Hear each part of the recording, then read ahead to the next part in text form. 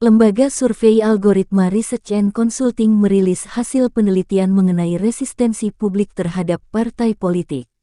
Hasilnya, PDIP dan Partai Solidaritas Indonesia (PSI) menjadi partai politik dengan resistensi untuk dipilih paling tinggi.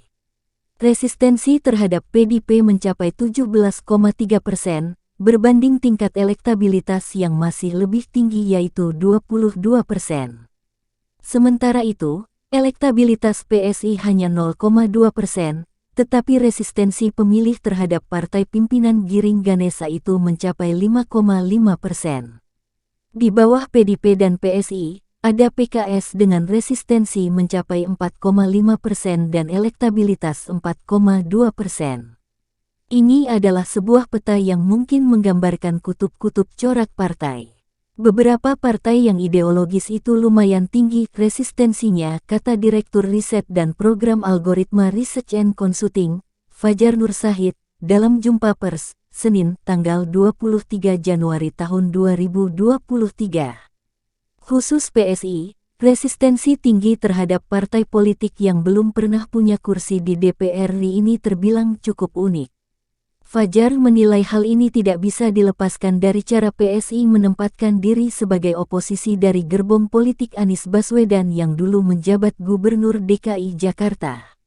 Di ibu kota, PSI berhasil meraup 8 dari 50 kursi di Kebon Sirih, dan selalu lantang dan kontra atas segala kebijakan Anies yang kini dideklarasikan Partai Nasdem sebagai bakal calon presiden. Loyalis Anies, misalnya, tidak akan memilih itu. Itu yang mungkin menjadi penjelas bagaimana resistensi terjadi dalam konteks partai politik, kata Fajar.